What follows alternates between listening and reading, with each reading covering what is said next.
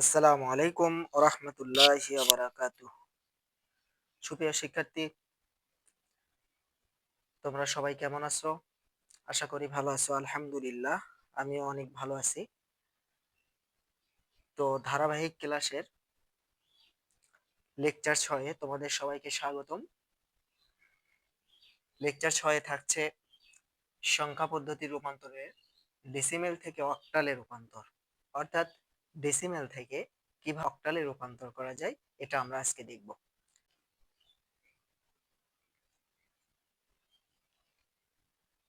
দেখো, ডেসিমেল যে কোনো সংখ্যা হতে পারে। ডেসিমেল যে কোনো সংখ্যা। আমাকে গততে একজন ছাত্র বলছে যে স্যার, আপনি শুধু ছোট সংখ্যা দিয়ে করে দেন, এবার একটু বড় সংখ্যা করে দেন। আমি বললাম ওকে, সমস্যা নেই। আচ্ছা, একটু বড় সংখ্যা দেখো, 157। 157 ডেসিমেল, অর্থাৎ 157 এর অক্টাল কত হবে? ঠিক আছে, অর্থাৎ এই 10 ভিত্তিক সংখ্যাকে কয় ভিত্তিকে রূপান্তর করতে হবে? 8 ভিত্তিক সংখ্যায়।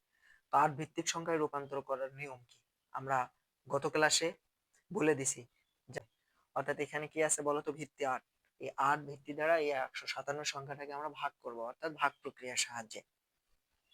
তাহলে দেখো, 157 157 ডেসিমেলকে আমরা কি দ্বারা ভাগ করব? 8 দ্বারা ভাগ করব। ঠিক আছে, এখানে কি লিখতে হয়? অবশিষ্ট। অবশিষ্ট। ঠিক আছে, তো যাই হোক, কত দ্বারা ভাগ করব? 8 দ্বারা। কারণ অক্টালে রূপান্তর। অক্টাল মানে এক সংখ্যা, অর্থাৎ 0 থেকে কত পর্যন্ত হবে? 0 থেকে 7 পর্যন্ত, মনে রাখবা। তাহলে অক্টাল সংখ্যার সর্ববৃহৎ অঙ্ক কত? অক্টাল সংখ্যার সর্ববৃহৎ অঙ্ক 7 এবং সর্বনিম্ন অঙ্ক হচ্ছে 0। তাহলে দেখো, তাহলে 7-এর উপর যাওয়া যাবে না, 7 পর্যন্তই শেষ বা লিমিট। আর একটা কথা মনে রাখবা,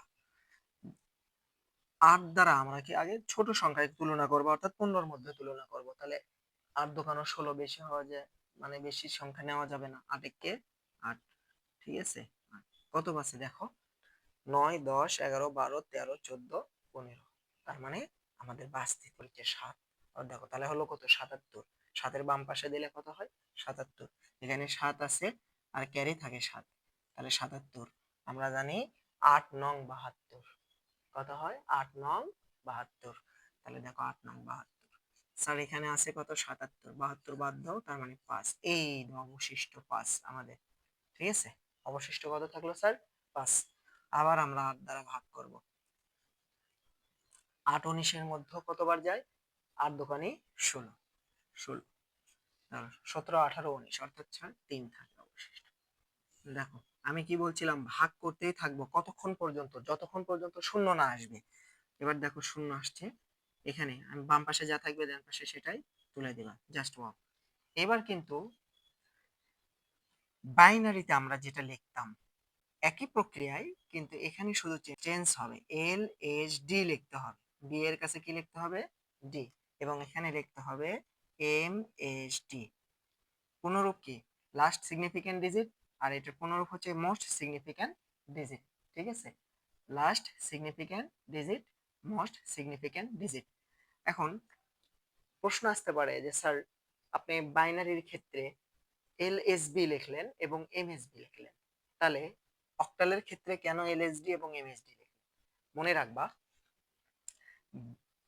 এলএসবি বা এই যে বিট, বিট তখনই লেখা যায় যখন শুধুমাত্র 0 এবং 1, অর্থাৎ 0 এবং 1 হয়। তার জন্য লিখতে হয় কি? বিট লিখতে হয়।